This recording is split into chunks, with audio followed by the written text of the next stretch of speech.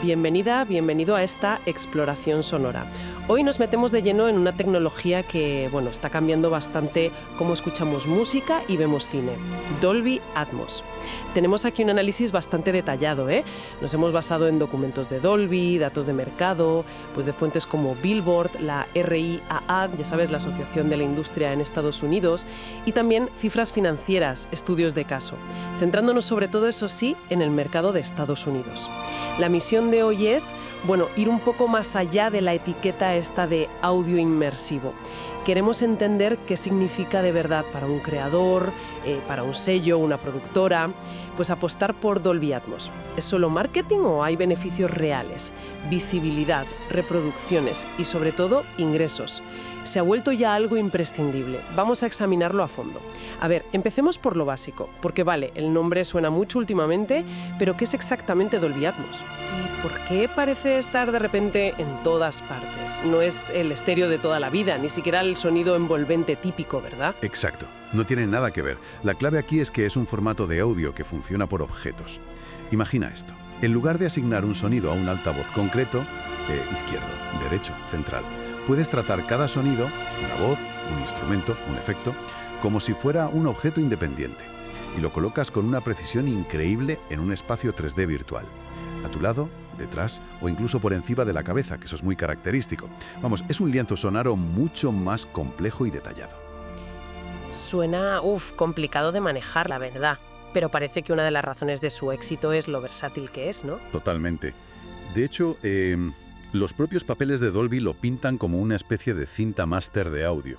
A partir de esa única mezcla Atmos, el sistema es capaz de generar automáticamente versiones optimizadas para casi cualquier cacharro, desde sistemas de cine en casa súper complejos hasta unos simples auriculares o una barra de sonido. Y claro, eso facilita la distribución una barbaridad, asegura una experiencia, consistente o al menos adaptada. Y lo más importante quizá, lo posiciona como la oferta premium, la experiencia superior en plataformas clave. Como Apple Music, Amazon Music, Netflix, Disney y Plus. Exacto. Es su manera de diferenciarse, de ofrecer algo más que el estéreo de siempre. Y vaya si la industria ha comprado la idea. Las cifras de adopción son muy potentes. Hablamos de más de 6.000 salas de cine ya en todo el mundo equipadas con Atmos. Sí, con Estados Unidos liderando claramente. Y cadenas muy importantes como AMC invirtiendo un dineral en ampliar sus salas Dolby Cinema. Impresionante, ¿verdad? La verdad es que sí. Y ojo que no es solo el cine. En música, fíjate, ya en 2022, 2/3 de los artistas del Top 100 de Billboard, los que más suenan, ya tenían canciones en Atmos. Y esa tendencia, no ha hecho más que acelerar. Y si a eso le sumas cientos de títulos en Netflix, más de 500 estudios de mezcla profesionales ya preparados para Atmos en todo el mundo, miles de técnicos formados, y un dato que a mí me parece muy revelador. Más de 250 modelos distintos de aparatos para casa. Teles, barras de sonido, receptores. Eso es, ya compatibles. La sensación real es que se está convirtiendo en el nuevo estándar para el contenido de alta calidad, Vale, si la tecnología está ya tan metida en todas partes, vayamos al meollo, a lo que le importa a muchos creadores, la música. Plataformas como Apple Music, que lo llama Spatial Audio, Amazon Music, Tidal, todas lo han adoptado a tope. Spotify, curiosamente, parece que va más lento. A fecha de hoy, de nuestros datos de octubre de 2025, todavía no lo ofrece de forma nativa. La pregunta del millón: ¿poner una canción en Atmos significa automáticamente que se va a escuchar más? Esa es la pregunta clave, sí. Y la respuesta, tiene sus matices. A ver, los datos de plataformas como Apple Music son muy llamativos. Dicen que las escuchas de música en Spatial Audio se triplicaron hasta 2023. El catálogo de canciones en Atmos, fíjate qué barbaridad, creció un 5.000% desde que lo lanzaron en 2021. Un 5.000%. Sí, y se duplicó solo en el último año del que tenemos datos. Más del 80% de las canciones del Top 100, Global Diario de Apple Music, ya están en Atmos. Y dicen que el 90% de sus usuarios lo han probado alguna vez. Son cifras enormes, desde luego. Pero la pregunta sigue ahí. ¿Eso se traduce directamente en más streams porque está en Atmos? Ahí es donde hay que ser cautos.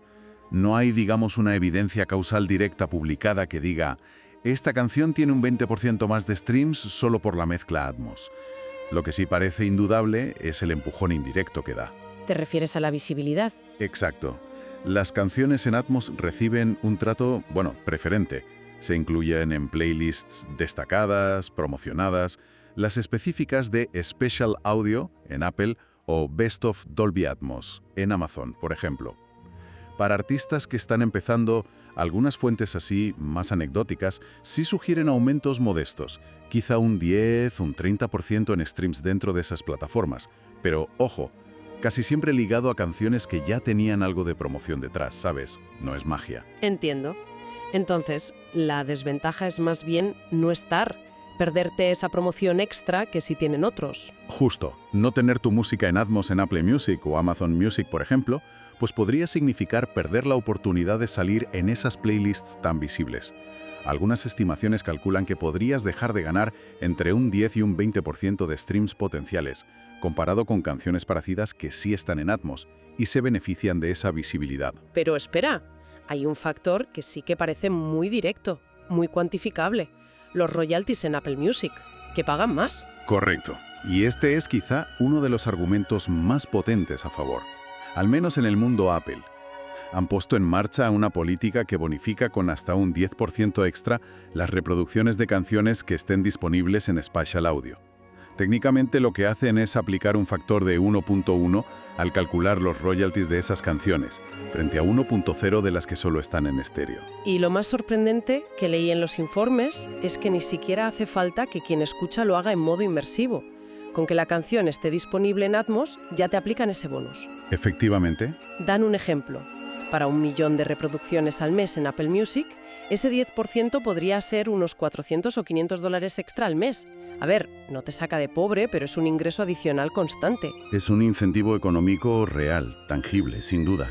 Pero aquí es donde entra la otra cara de la moneda, la perspectiva crítica. Asociaciones como la AIM, la de música independiente, argumentan que este tipo de bonus, aunque bienvenidos sean, tienden a beneficiar proporcionalmente más a las grandes discográficas, a las majors. ¿Por qué? Simplemente por el volumen de reproducciones que mueven ellas. En parte por eso sí, pero sobre todo por la barrera de entrada que supone el coste de la mezcla.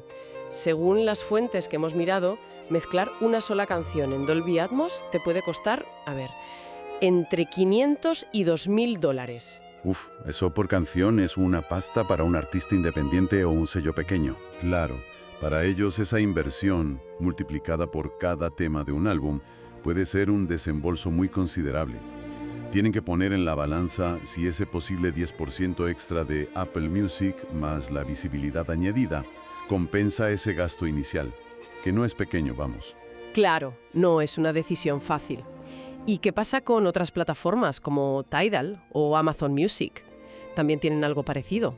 Amazon Music y Tidal, aunque apuestan fuerte por Atmos, no ofrecen ese bonus directo del 10% en royalties como Apple, no que sepamos al menos.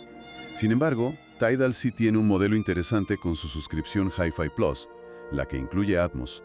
Usan un sistema de pago que llaman centrado en el fan. Una parte de tu suscripción va directa a los artistas que más escuchas tú personalmente. Ah, eso suena interesante. Sí, puede beneficiar más a artistas con una base de fans muy fiel, muy activa en la plataforma. Además, las tarifas por stream de Tidal Hi-Fi Plus suelen ser más altas que las de Spotify. Hablamos de quizá a $0.013 frente a los 0.003, 0.005 de Spotify, más o menos. O sea que el panorama de royalties es bastante variado según donde escuches. Pero el contexto general es que el streaming es el rey absoluto de los ingresos, ¿no? Absolutamente. Los últimos datos de la RIA para 2024 lo dejan clarísimo. El streaming ya es el 67% de todos los ingresos de la industria musical en Estados Unidos. Más de 2/3. Vaya tela. Es la principal fuente de ingresos, de lejos. Por eso, aunque el bonus de Apple Music no sea la solución mágica, para muchos artistas y sellos, dejar pasar ese potencial 10% extra en una plataforma tan masiva como Apple empieza a verse como una desventaja competitiva. Algo a considerar muy en serio. La propia industria lo está empujando mucho, ¿verdad? Sí, activamente. Billboard lo menciona constantemente como el estándar para los grandes lanzamientos. Hemos visto gigantes como Universal Music Group anunciar acuerdos con Dolby para adaptar miles de canciones de su catálogo histórico a Atmos. y equipar estudios míticos como Capitol Records para producir directamente en este formato. Lo venden como una experiencia visceral, el futuro de la música.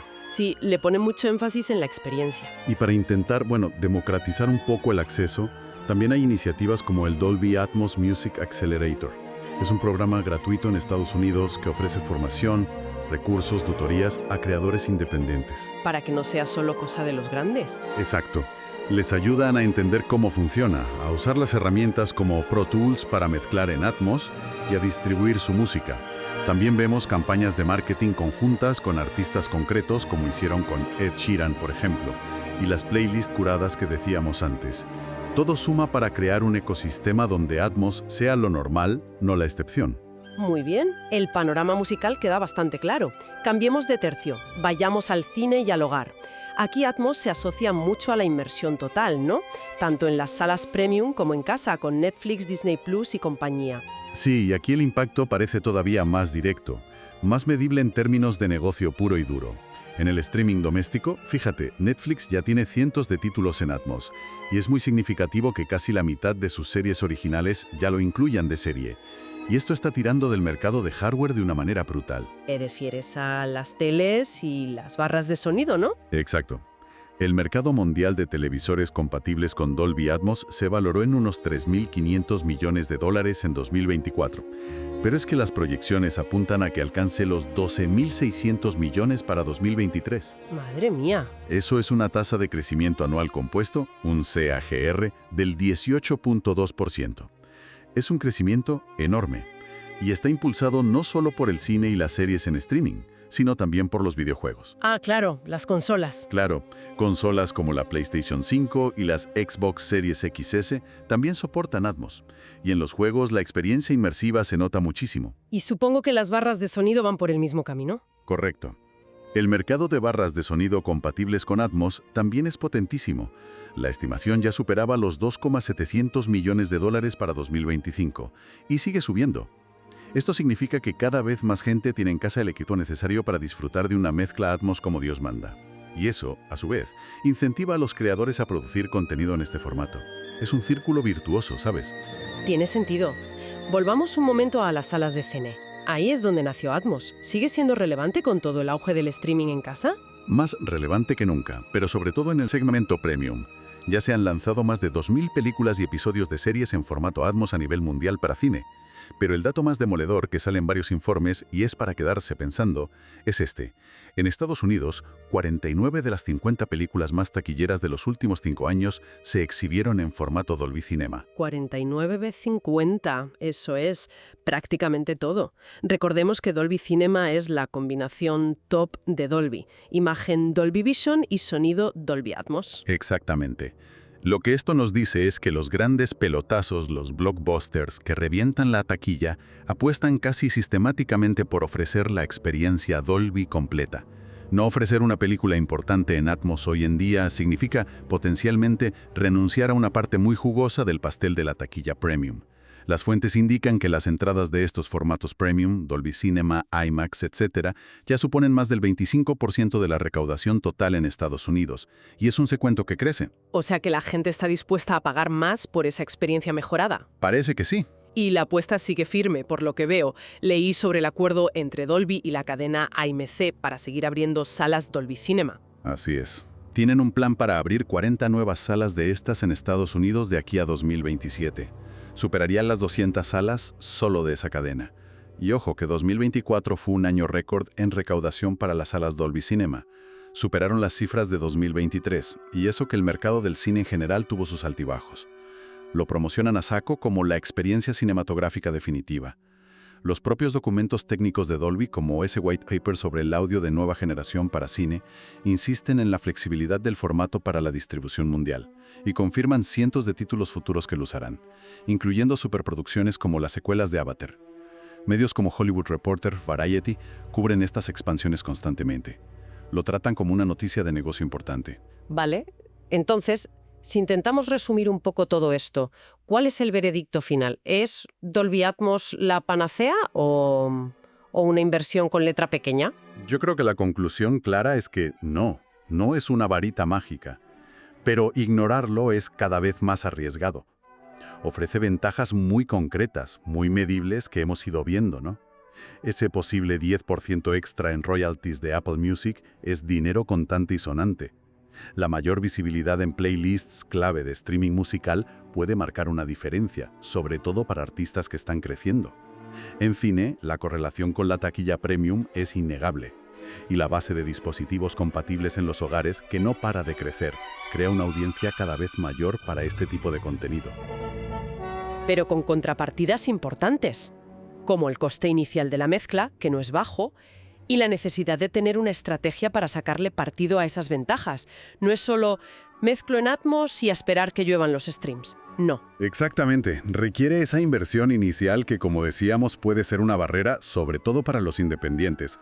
Y necesita ir de la mano de una estrategia de marketing, de distribución que aproveche esa etiqueta premium.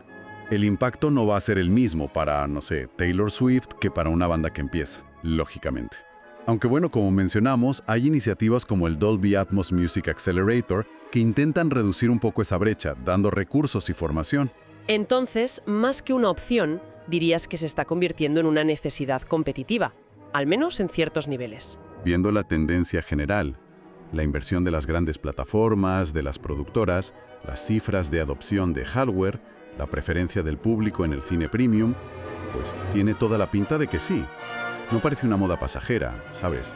Es una tecnología que se ha consolidado y va camino de convertirse en el estándar de facto para el audio de alta calidad, en música, en cine, en videojuegos.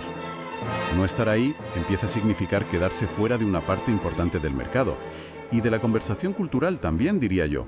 Una visión muy completa, la verdad, del presente y del futuro más inmediato de Dolby Atmos.